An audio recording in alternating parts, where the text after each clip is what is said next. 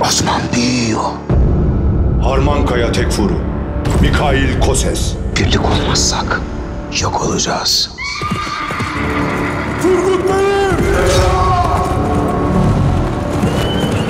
Eğer Osman Ağa'nın büyüklüğünü görürse onu avlamak için papaz kıyafeti de giyer. Keşiş asası da kuşanır Robatos.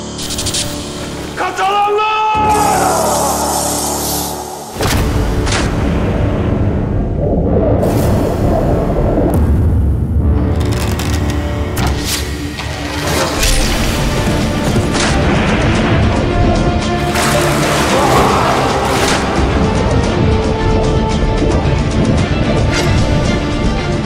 Kurtuluş, adalet sancağını açan Osman Bey'dedir.